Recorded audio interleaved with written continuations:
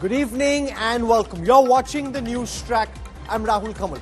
Prime Minister Modi and the BJP are making a concerted effort to try and break the Dravidian stronghold over Tamil Nadu's politics. Will the lotus be able to bloom to some extent in Tamil Nadu in this election? Or is this an ocean way too wide to swim across for the BJP? That's my top focus on the NewsTrack tonight.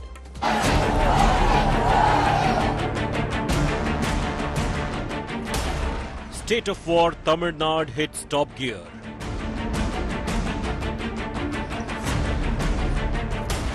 Island flashpoint escalates. Did Congress cede island to Lanka? After Congress, PM slams DMK hypocrisy.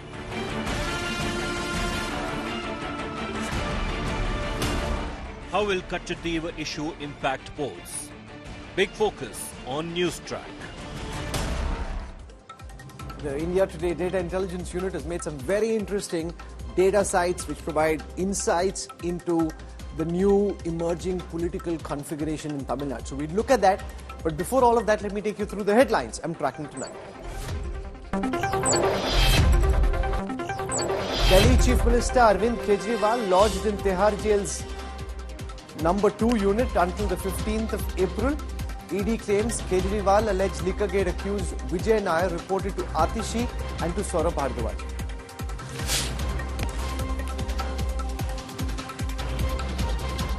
Big relief for the Congress. Income Tax Department says it will not press for the recovery of 3,567 crore rupees until the end of the Lok Sabha elections.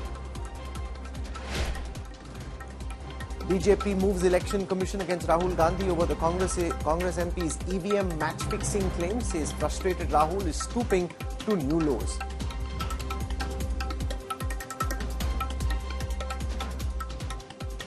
Supreme Court allows puja to continue in the Gyanvyapi Tehkhana. Court says Muslim side can continue to offer prayer in the mosque. Massive jolt to Erdogan. Turkey's main opposition party wins local body elections in 2 main cities of Istanbul and Ankara. This is a defeat for the Turkish president who returned to power for the 3rd term less than a year ago. A small island is causing a big splash in the political waters of Tamil Nadu. Katchatheevu has become a political flashpoint between the BJP and the opposition. The BJP alleges that the Sri Lankan island was ceded by the Indira Gandhi government and that former Tamil Nadu Chief Minister CM Karunanidhi knew about it but did nothing about it. From the Prime Minister to the External Affairs Minister, the BJP has deployed its top guns to take on the Congress and the DMK.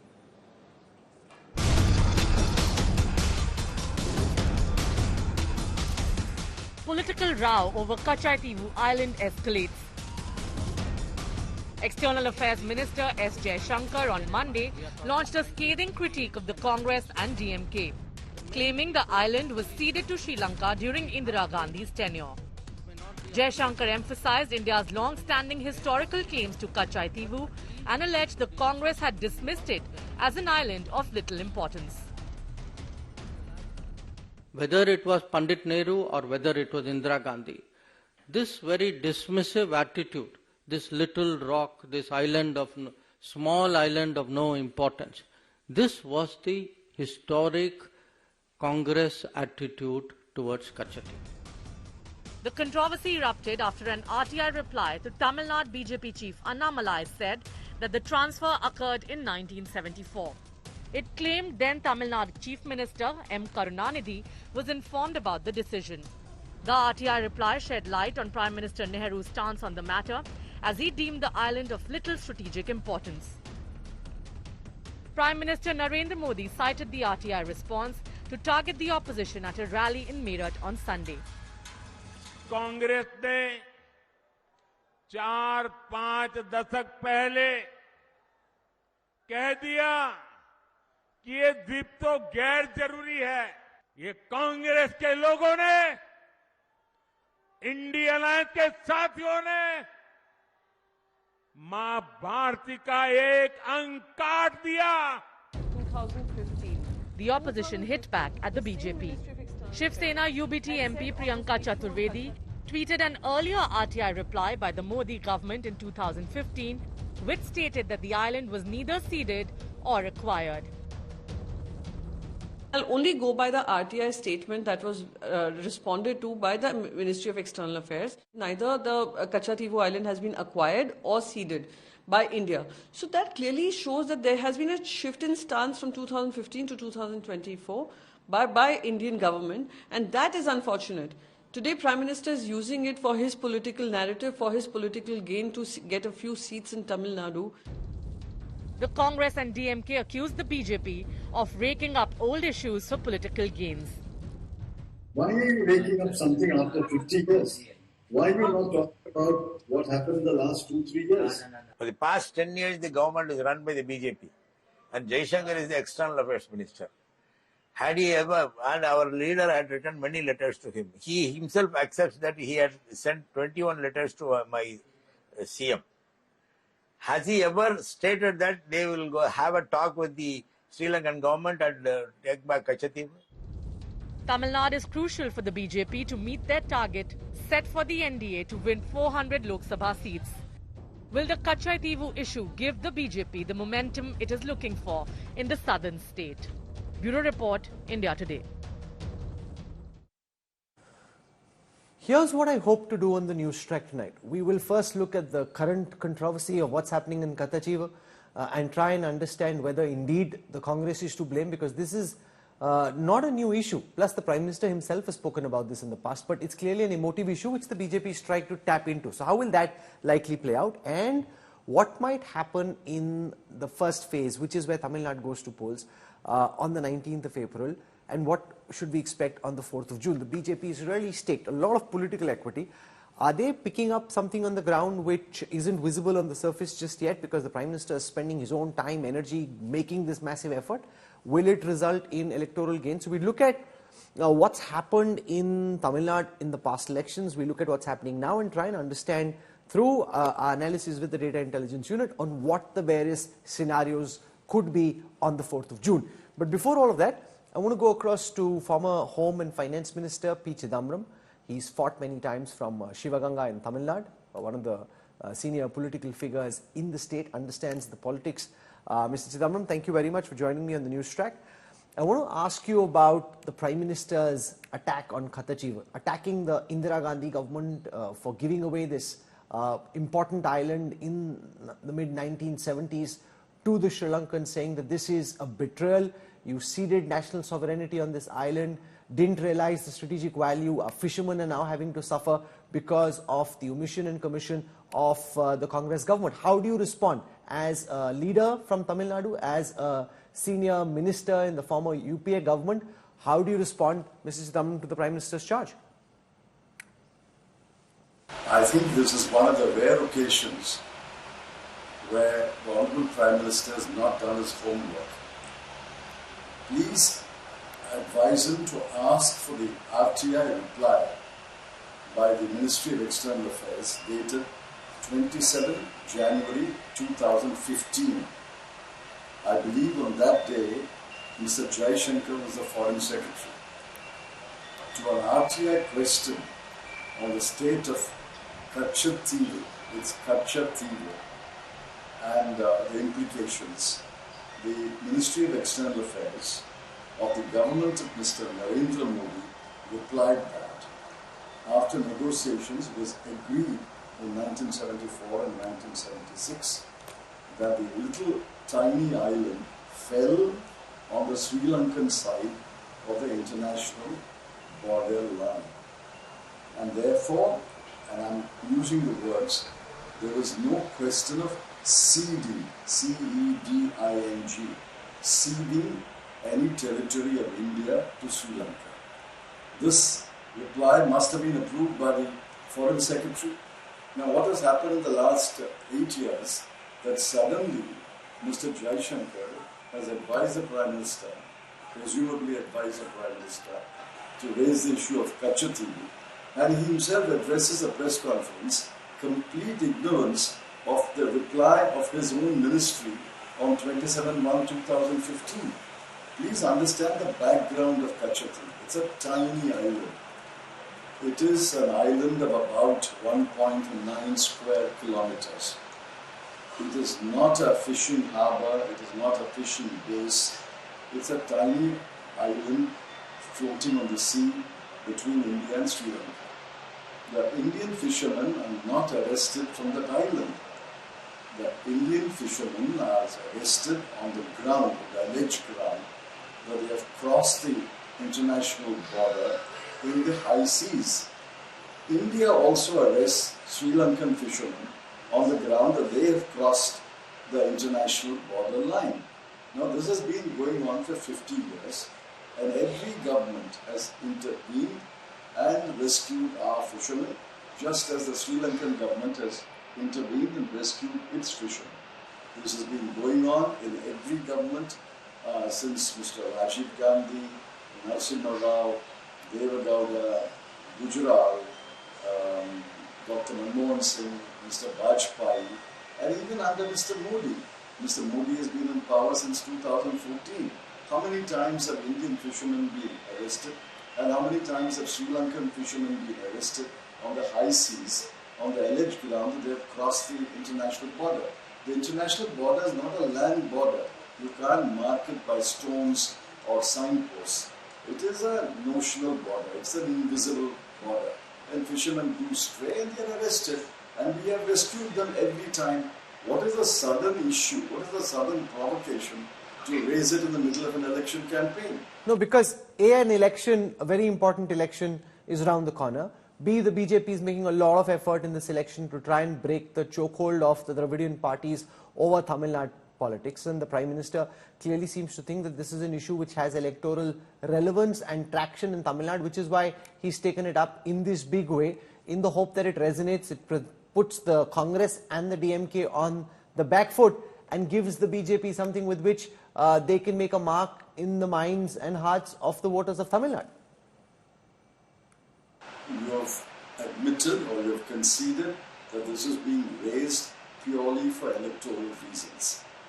The BJP may make a big issue out of this, it will get a big zero at the elections.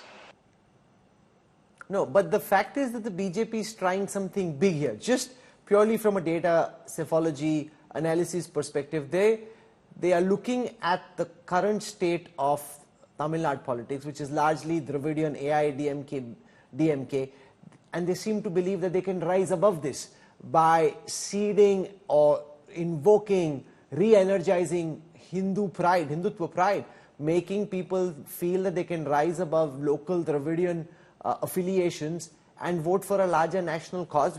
From Kashi to Sangam, the whole idea is that Tamil Sangam, Kashi, they're trying to link the whole thing in a way that the politics of Tamil Nadu comes closer to the politics of states in the heartland. Sitting in Delhi, if you want to believe the yarn that is spun by the BJP, you're welcome to do that. I am sitting in Tamil Nadu. I am intimately aware of the situation on the ground. The BJP will get a big zero in Tamil Nadu in terms of seats. Its vote share may increase because it's got a couple of allies, but I'm pretty confident they will not win any seat. No, but I want to draw you, Mr. Chidambaram, into the effort that is at play, because the Prime Minister himself, just look at more than 7 days he spent just in Tamil Nadu at a time when he could be campaigning in other parts of the country as well. And unless they saw some purchase, some traction, some hope, he wouldn't make that effort, right, very clearly. So the idea is that you can get people in Tamil Nadu to rise above this Dravidian binary AIDMK versus the DMK, and it's a deeply religious society where Hindutva hasn't been the dominant theme, but Hinduism is strong, and they're hoping to tap into that to break the mold of Dravidian politics. That's the big idea. Do you see it play? Do you think that by 2031, as the BJP thinks that BJP could be a formidable force in Tamil Nadu politics, Mr. Chidambaram? They are welcome to their grandiose dreams. The Hindu identity in Tamil Nadu is very different from the Hindu identity in northern Hindi-speaking states. Our Hindu identity is secular. Our Hindu identity embraces all castes. Our Hindu identity does not discriminate against Muslims and Christians. In Tamil Nadu, the Christians, Muslims, Hindus and other communities nearly all dress alike, eat the same food. In fact, when I hold a party meeting, I cannot distinguish between one worker or another worker on the ground he's a Hindu or Muslim or Christian. We live together. That is the way the Tamil society is worked, and we know that the BJP is trying to intrude into this haven of brotherhood and peace with its divisive slogans. At every meeting, we are warning against the BJP's divisive agenda, its hate campaigns, its hate speeches, its attempt to divide Hindus and Muslims, Hindus and Christians, and its ravages against Muslim places of worship and Christian places of worship. That is point one. The second one we're pointing out is that the BJP is driven by an authoritarian goal. It's clear the kind of repression that they've unleashed against the opposition parties. I can list a whole lot of them. The latest being the humongous tax demands on the Congress party. The idea is to cripple every Congress party. Congress Mukt Bharat is being seen. They were saying it in words, now they are putting it in action. But it's not easy to quell a 139-year-old party by these inspired actions. We will resist them, and the people of Tamil Nadu are ready to resist the BJP's intrusion. Mr. Chidambaram, thank you for joining us with your perspective on the NewsTrack. Appreciate it. Thank you, sir. I want to now zoom out and look at that big question. The BJP is making a concerted effort to make inroads in Tamil Nadu. Make no mistake about that. Will this pitched campaign led by the Prime Minister yield some results in the 2024 Lok Sabha elections? Is this really about the 2031 Assembly elections, like just much further down in time to try and build up the party in the long run? Or will there be some purchase in this Lok Sabha campaign as well? The India Data Intelligence Unit has done some scenario mapping. We will take you through what the various scenarios could be, the emerging political configuration in the state and the impact that could have on polling day. But before that, let me introduce you to the guests who are joining me on this broadcast. A. Sarvanan is a spokesperson of the DMK. Narayan Tirupati is the Vice President of the BJP in Tamil Nadu. Mohan Kumaramangalam is a spokesperson of the Congress.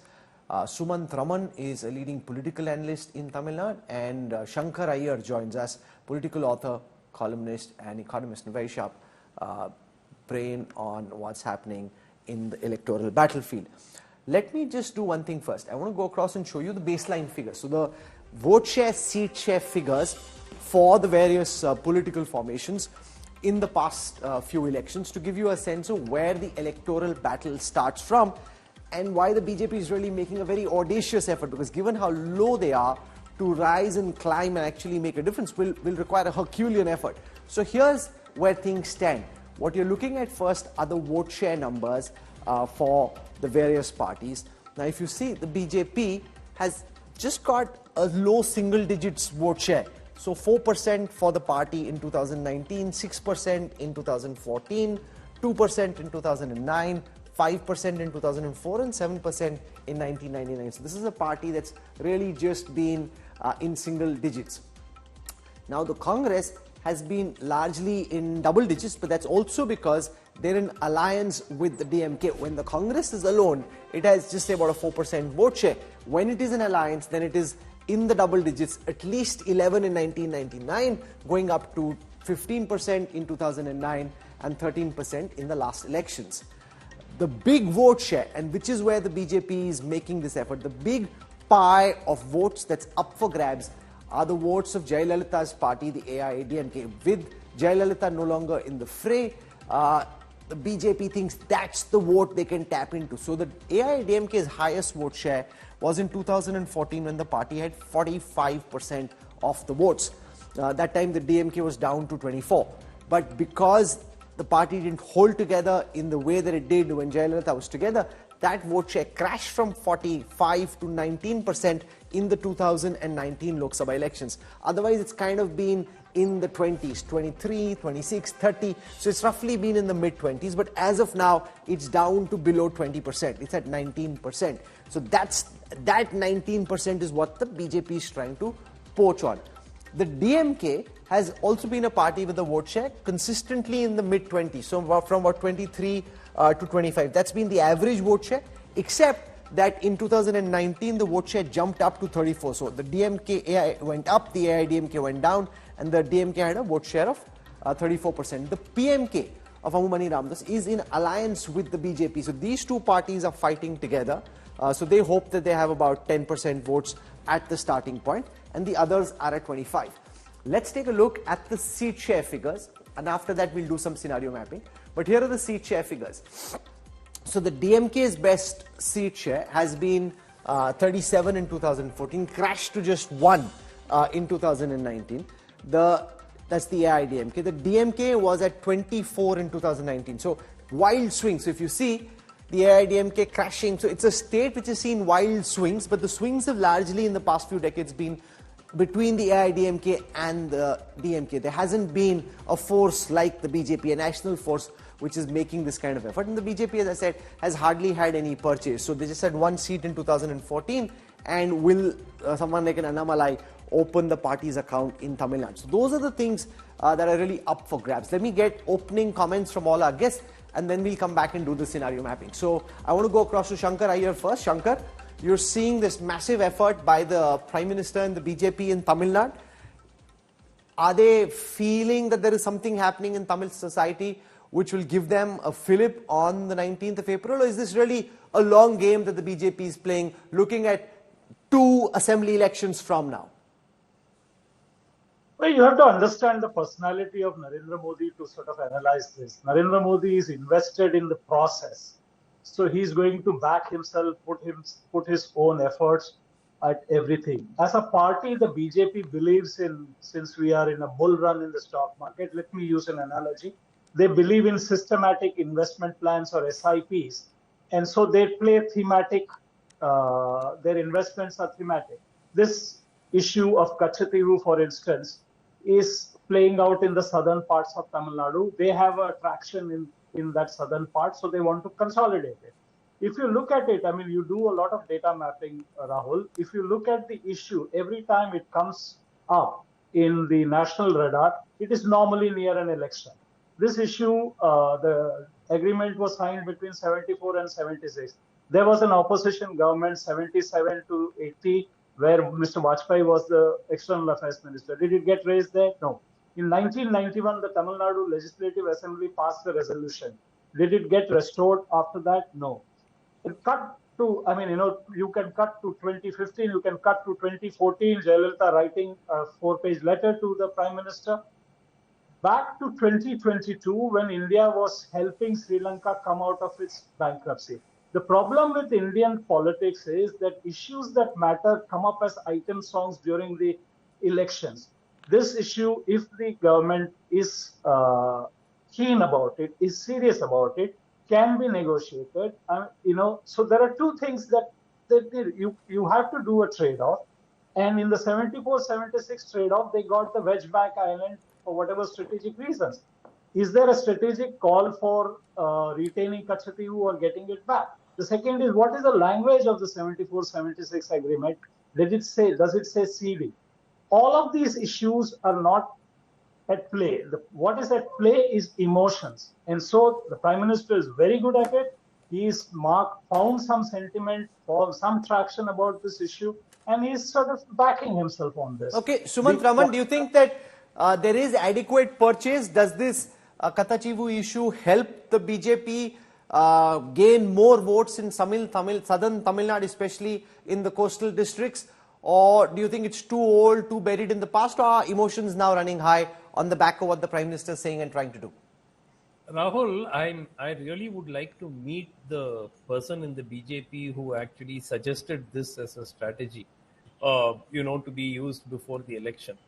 This is an issue which had traction maybe 15 years ago or 20 years ago when the Sri Lankan Tamil issue was in focus and our fishermen were being shot by the Sri Lankan Navy. So at that point, it had traction. After that, after 2009, it has got absolutely no traction in Tamil Nadu. And most people in Tamil Nadu understand that this matter is closed. Now, we can go back in history and argue whether, Katchatheevu was a part of India. Should it have been once it was part of the Raja of Ramnad's kingdom? Why was it not considered a part of India and all that? But the point is that in 1974, Mrs. Gandhi's government clearly said that we are not ceding Indian territory. And that is exactly what Mr. Jaishankar, in his then avatar as Foreign Secretary, has replied in 2015, which is what Mr. Chidambaram said. So it was not considered to be sovereign Indian territory. Therefore, there was no territory which was given away. They were redrawing the international maritime boundary line in 1974, and they decided that Wedge Bank would come to India and Katchatheevu would go to Sri Lanka. And another reason was that Mrs. Gandhi did not want international waters. By leaving Katchatheevu in no man's land, that would have continued to remain as international waters. Chinese ships could have come, American ships could have come. And at that point of time, Mrs. Gandhi was not keen on having that complication, and Sri Lanka was seen as a very friendly neighbor. So today we can say anything we like, but Mr. Jaishankar should put forth that document which showed that Katchatheevu was an integral part of sovereign Indian territory when it was ceded away. Otherwise, you cannot cede to somebody what does not actually belong to you. Okay, Saravanan, from the about? DMK's perspective, you're facing a multi-pronged attack. First, the might of the BJP's electoral machine, and we've seen that in a state like Tripura, where they barely had a base, they were able to go from 2 to almost 50%. Even in West Bengal, where the party was just very small, insignificant, they rose to 70 plus seats, became a significant player. They seem to believe that they can pull this off in Tamil Nadu next. Even if not in this election, in 2 elections from now, they think that they're here to play the long game and they can shake the Dravidian chokehold over Tamil Nadu politics.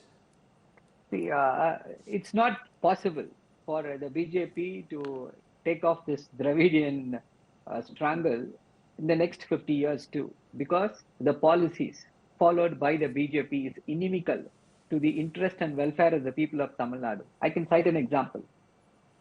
There was 2 floods which ravaged North Tamil Nadu and South Tamil Nadu. The Prime Minister comes here and says, the government did not, the Tamil Nadu DMK government did not do a proper work. They did not handle flood in a proper way. We gave enough warnings. But what did the Central Committee say? The Central Committee said it paid encomiums to the Tamil Nadu government and said that it was handled in a great way. The officials and the government machinery was working in tandem and they did a great job. So who is the Prime Minister contradicting? And the relief amount, that same Central Committee has given a report. What should the Union government do? They should release the relief amount. Did they do that? They did not do that. Why have they not done that? They know if they give the relief amount, they may get some goodwill. So even for the sake of votes, they don't want to do anything good for the people of Tamil Nadu.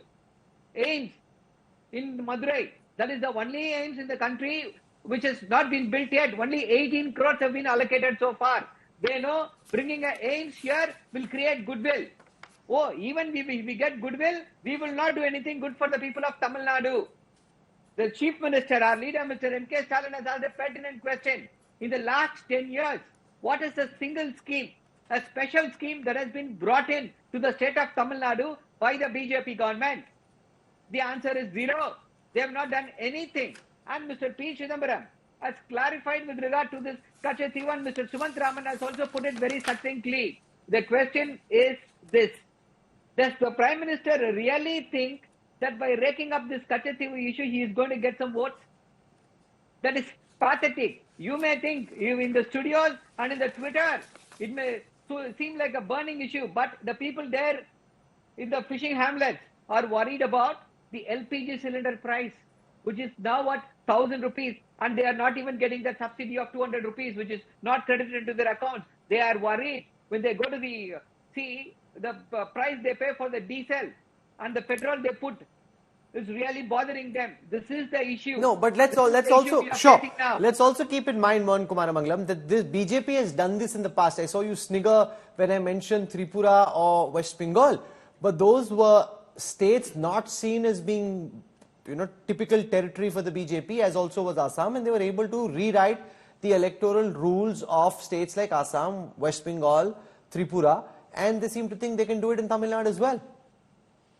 I don't think they rewrote the rules in as much as they made acquisitions of cadre and party leaders who were willing to be acquired. So both in West Bengal and the left, they grew, and Tripura, they grew because they decimated the left. So the left's entire cadre, all its leaders just migrated to BJP. I will say that the BJP in alliances, and those are not two good examples, Rahul. I'll give you better examples. In Maharashtra, for example, they were a junior partner to the Shiv Sena for a long time and slowly grew on their backs. I think they tried to do the same thing with ADMK. They held out on the many cases of corruption that the ADMK leaders had and sort of were using it in some way to twist their arm while staying with them and trying to growing at their expense. But I think the ADMK leadership got wise to their plan and immediately cut ties with them. So now they're sort of left at the altar without any alliance partner of repute who has, a Tamil Nadu-wide vote bank and any real issues to talk about, which is why they're going to do horribly in this election. I think had they managed to keep ADMK around longer, maybe they could have played the same game that they had played in Maharashtra and would have ended up somewhere in a more. Narayan Tirupati of the BJP is with us. The guests who've spoken so far don't seem to think that Katchatheevu is much of an issue at this moment. It used to be an issue in the past, they claim. But at this moment, they're saying that there isn't that much purchase and it may not yield the kind of results given the kind of equity that the BJP is investing in this. Mr. Tirupati. No, Rahul, I'm really sorry. First of all, I apologize for not joining through video due to traffic. I could not do it. See, if these people say it, this is laughable. For the past so many years, these people have been saying, the DMK particularly and the Congress, VCK, everyone was saying that we should retrieve Katchatheevu and the BJP has not done anything on that. But the truth of the thing is that the fact of the matter is these people have pledged it to Sri Lanka for I don't know for what purpose, what they have got. It is very clear that the DMK chief, Mr. Karunanidhi, in 1974 has pledged it to Mrs. Indira Gandhi, and for what reasons, known to them only, they have done it. And today, Rahul, Mr. Chidambaram and Mr. Jairam Ramesh have tweeted saying that it was done in exchange of 6 lakhs Tamilians. That is what they have tweeted. You please go and see. And that is totally wrong. With huge tension, they have done it because that happened in 1964, at least a decade back, 10 years before 1974. It was Shastri's Rimava Pact. So it very clearly says that they have messed it up. They have messed it up and they are trying to somehow, patch it up. That is what Mr. Chidambaram and Jairam Ramesh are trying to do. And history definitely will not forgive them. First, the Congress and the DMK has to apologize for unnecessarily giving this okay, both Saravanan and Kumaramangalam want to respond. So Saravanan, to you first, very brief, because remember the focus for me really is that scenario mapping that we worked very hard on. So I want to go there, but a very quick response. Saravanan, first you. Yeah, see, that's what. The question is this. The BJP promised that they will retrieve Katchatheevu. What have they done in the last 10 years? They will not do anything because their interest, the PMO spoke to the Sri Lankan Electricity Board to get a contract for Mr. Adani. Then how do you think that they can? 2014, yes, it was an historical wrong. Katchatheevu should not have been ceded. It was ceded away. What did you say and come to power? People threw away Congress only because they thought they were not good. And if you are now again coming and blaming Congress, you are worse than Congress. Why should people vote for you again? You are not even able to maintain your words. You are not even able to maintain whatever you have said, and you are leaking the internal documents just because you may get a few votes. What does it say about the integrity of your officers and this, the way they have released this RTA document? The RTA documents applied on March 5th, came into possession of Mr. Annamalai on March 12th. And why was he waiting for 18 days? Because he was waiting for a politically opportunistic time. Is this what someone who is patriotic, who wants to expose any wrongdoing will do? So what is his interest? His interest is political. Does he think the people of Tamil Nadu are fools to believe this shenanigans? The union government is there and one leader will go apply and the external affairs minister who is in control of all the documents will come and speak about these documents. Is this a big charade? And people will see through it. I want to shift our focus now to some scenario mapping. So the India Today Data Intelligence Unit worked really hard to look at how vote shares could potentially move in Tamil Nadu and the various scenarios that emerge. So we worked with political analyst Amitabh Tiwari for this. Let me take you through how the vote shares stand just at this moment, and then I'll build out two kinds of scenarios. Because scenario one is where the BJP gains at the expense of, can we just see the vote share figures before we see this? Where scenario one is where the BJP gains at the expense of the AIDMK, and scenario two is where the BJP gains at the expense of the AIDMK and also breaks into the chokehold of the India Alliance vote share. So here's where things stand. Remember, the DMK and the Congress are in partnership. So the DMK was at 34% vote, 13 for the Congress. So that's 47 straight up. The left parties have about 4%. So that's 50 plus 51 already. So their starting point is 50 plus. AIDMK is at 19. You've got the BJP and the PMK in alliance. So that's 9% vote share. What's up for grab potentially is some part of this 19. Now let's look at the two scenarios. And now you'll get a sense of the challenge for the BJP because of how low they start. They're starting essentially just at about 10%. Now, if the BJP gains at the expense of the AIDMK, okay? Now, just bear with me as I say this. If the gains of the BJP are largely coming at the expense of the AIDMK, then nothing much changes. The DMK alliance was at 38, AIDMK had 1. Now, if 1/3 of the AIDMK vote switches to the NDA, so bear with me as I say this, 1/3 of that 19%, if it switches to the NDA, it still doesn't change the seat breakup of Tamil Nadu. If 2/3 of the NDA vote comes from the AIDMK, the additional vote, so if the NDA is able to break away 2/3 of the AIDMK vote, it still doesn't change the seat scenario in Tamil Nadu. It doesn't change the seat scenario. Remember, also because the India Alliance is already 50 plus, so even if you're taking votes away, your vote share of course goes up. From 4, the BJP could go 10 plus, the NDA could be say 20, but it doesn't change much. Even if, and this is the third scenario, even if the NDA, which is the BJP and the PMK, takes about 2/3 of the vote of the AIDMK, it still doesn't change the seat scenario in Tamil Nadu. So just breaking into the AIDMK vote share is not enough for the NDA to do well. What also, so two things need to happen. One, Palanisani's party, the AIDMK, needs to crash. The BJP needs to go up if they have to do well, but that's not enough to change the seat scenario. That's only enough to change the vote scenario. The second thing that needs to happen is that the BJP also needs to pull votes away from Sarvanand's party, the DMK. So let me now show you the second scenario mapping. Now, if in addition to taking votes away from the AIDMK, they're able to pull, say, 10% vote of the India Alliance. Of the India Alliance is 50, they pull, say, 10 away, and the India Alliance comes down to 10. This is the actual from 2019. In scenario 1, you've got 1/3 of the AIDMK vote share plus 10% of the India Alliance vote share. That's equal to 27% vote share for the NDA, but it still gives them only one seat. It just gives them one seat, even if they take away 1/3 of the AIDMK vote. If they take away half the AIDMK vote and they get, say, 10% from the India Alliance, so the NDA then is at about 30% vote share, then they get 3 seats. So 3 for the NDA and 36 for the India Alliance, and then the AIDMK is down to a rump. The last scenario, which is a highly optimistic scenario from the BJP's perspective, if at all it comes to be true, if they take 2/3 of the vote of the AIDMK, so if they take 2/3 of the AIDMK's vote and they take 10% of the vote of the India Alliance, then the NDA is at 34% vote share. and they get about 7 seats. So 7 is like the height of optimism. That's the maximum that could possibly happen. 3 is like a mid figure where if you take away half the AIDMK vote, 10% of the India Alliance vote, then it's still 36-3 and it's 38-1 if you're able to pull only 1/3 of the vote. So it's really a big ask.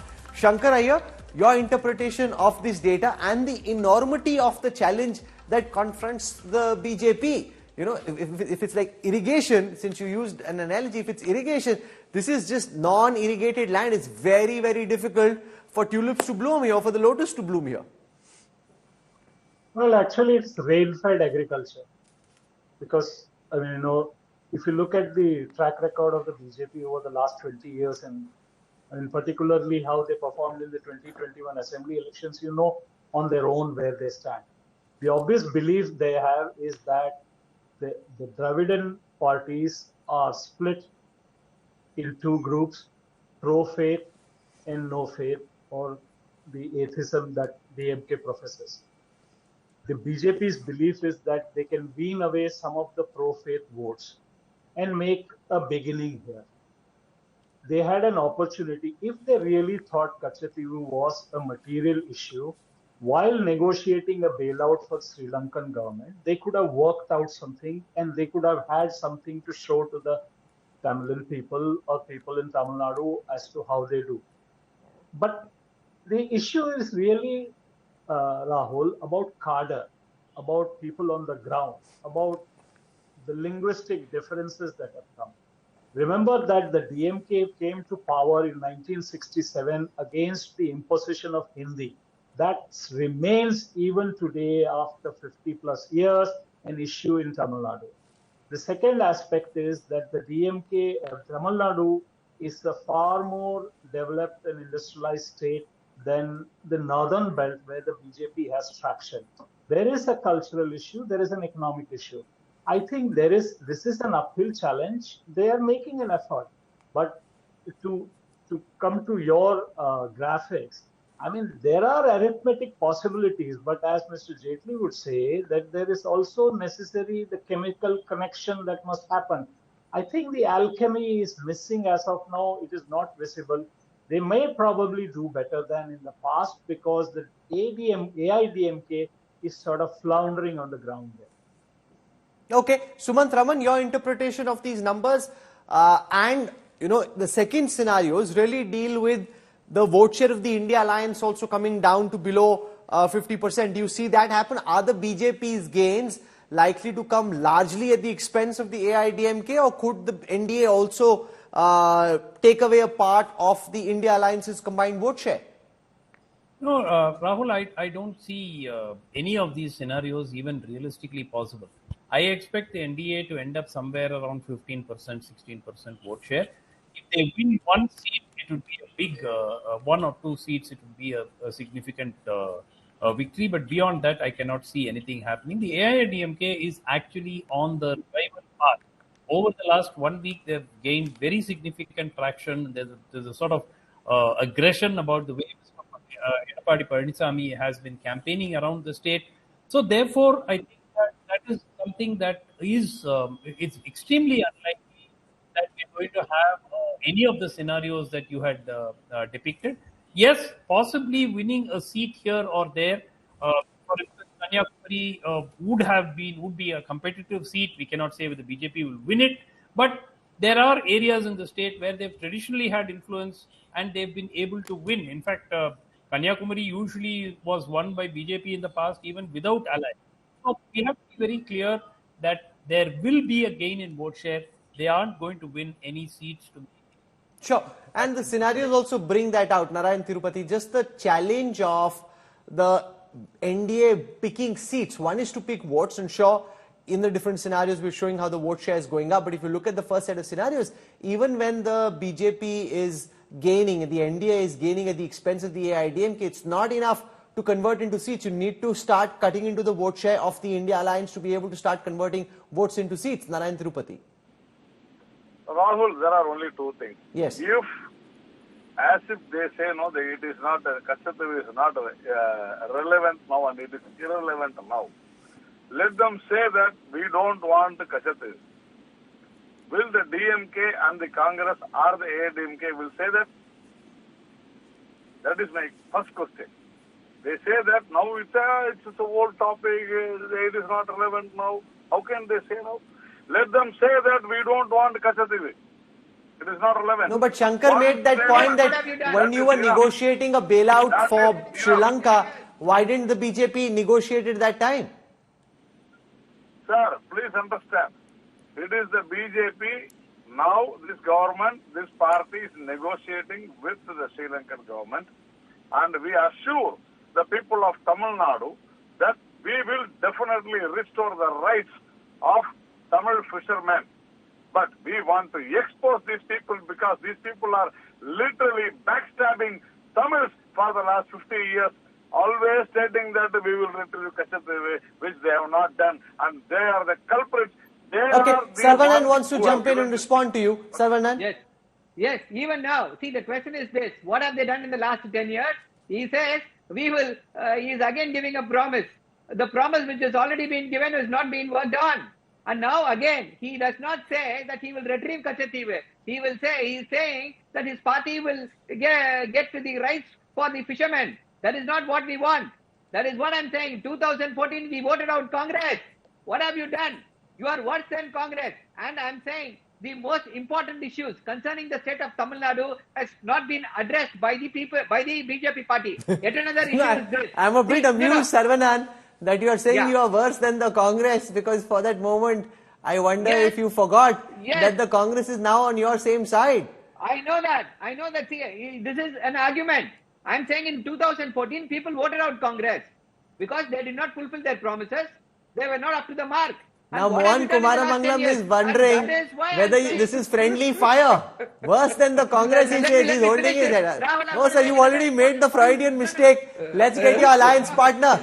You are worse than the Congress. Just one second. Saravanan, 1 second. I'm coming back to you. Yes, Mohan Kumaramangalam. Listen, I think my good friend Saravanan, what he means to say is that the Congress has voted out of power. Are you saying he doesn't have, as a lawyer, he doesn't have the ability to express himself?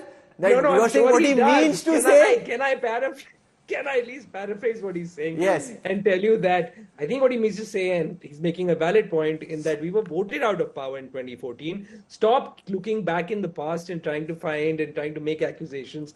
And why don't you talk about what your track record is? Now, Rahul, I'll make a point. You actually asked a pertinent question. The Prime Minister is going around Tamil Nadu, making a lot of visits. I think the problem is the Prime Minister is not able to establish a connect. And therefore, all the emotional issues that he's trying to rake up, whether it is the Kashi Tamil Sangam, the Sengol in Parliament, most recent Katchatheevu issue, all of these, I think you need to be a bit of an insider. You need to have some sort of connect with the people to be able to draw those emotions out. And unfortunately for the Prime Minister, he's not been able to establish that with the Tamil people at all, which is why his popularity is so low in Tamil Nadu compared to the northern states. So I think when you have a problem with the messenger itself, as a party, there's only so much you can do. And so I feel for Mr. Narayan Tirupati, Saranan, he was trying to tell us what you were actually trying to say, suggesting that you weren't probably able to, all that fancy lawyer fees, you're not being able to communicate properly. What's going on here, Saranan? No, Rahul, Mohan put it very appropriately, and the viewers would understand what I wanted to say. See, that apart, another important thing is this. See, he has another hit a raw nerve again. There is no messenger. We have the Prime Minister who says his entire heart is beating for the people of Tamil Nadu, but he will not speak in Tamil. He will, of course, he cannot speak in Tamil, but he will not speak in English. He will speak in Hindi. We are against Hindi imposition, and he will come here and say, I have done this and I have done that. But the facts are different. For Sanskrit, they are spending around 1,500 crores. For Tamil, they have spent how much in the last 10 years? 74 crores. So when this is the kind of partiality, when it is everybody, it is there for everyone to see, how can they walk the talk? Okay, so far, Tamil Nadu politics has read from the Dravidian script. What Prime Minister Modi and the BJP are attempting to do is rewrite the script itself, that it won't just be Dravidian ideology that will determine what happens in Tamil Nadu, that there can be an alternative way of looking at Tamil Nadu politics. Now, whether that comes out to be true or not is really something that the voters on these 39 seats need to decide for themselves. But that's the big effort that is being made, that we will just rewrite the political script. They've done that to some extent in West Bengal, in Assam, in Tripura. Can they do the same in Tamil Nadu? It's a fascinating question, and as I explained to you, that it really is a very, very tall order. So it's not easily done. Make absolutely no mistake about that. But at least the effort and the intensity is there to try and make it happen. We'll see what comes of it. Delhi Chief Minister Arvind Kejriwal is now in Tihar jail. He will be in judicial custody till the 15th of April in the Liquorgate case. Kejriwal is the fourth AAP leader to land up in Tihar. He'll be lodged in jail number 2, which is where high security convicts are kept. The Delhi CM has asked for the Bhagavad Gita, the Ramayana and the Mahabharata to be provided to him. But the big question is, can he continue to run the Delhi Sarkar from Tihar? The Delhi Chief Minister sent to judicial custody till April 15. लोगों का एक ही मकसद है, इनको चुनावों में उनको jail में डालना है। देश की जनता इस तानाशाही का जवाब देगी। The political row over his arrest in connection with the alleged Delhi liquor scam intensifies. Can any government run from behind the bars? The whole idea of a government is it has to run according to established norms. I mean, here is a government which has one minister, three ministers already behind bars. So they can have, actually they have a quorum, they can have a cabinet meeting inside bars. The burning question on everyone's mind, how feasible is it for a chief minister to govern while in jail? Sunil Kumar Gupta, a former superintendent of Tihar prisons in New Delhi, sheds light on the challenges Arvind Kejriwal might encounter in fulfilling his official duties while in custody. The Lieutenant Governor of Delhi is authorized to designate a facility with appropriate amenities as a prison for special cases. However, if this isn't done in Kejriwal's case, the existing restrictions outlined in the jail manual could severely impede the CM's ability to govern from within prison.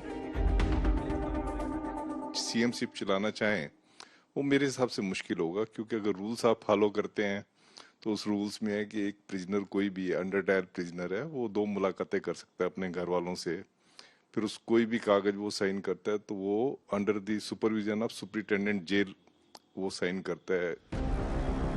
Moreover, the prison authorities are responsible for scheduling visitor meetings.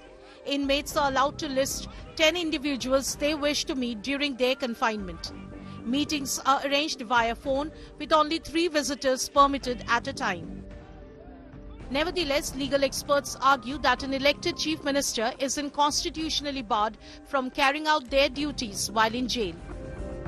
Because a man is in jail, and if there are certain functions which can be done or need his attention, it's always open to the courts to permit it, or even the prison authorities. The Constitution does not have a disqualification. The decision now rests with the Delhi Lieutenant Governor to relax the restrictions and grant the Chief Minister the necessary facilities to fulfill his official obligations. Bureau Report, India Today. This is where I wrap up the news track tonight. For your time and your trust, thank you very much. I look forward to seeing you at 8 p.m. tomorrow evening. Till then, from all of us here, goodbye, good night.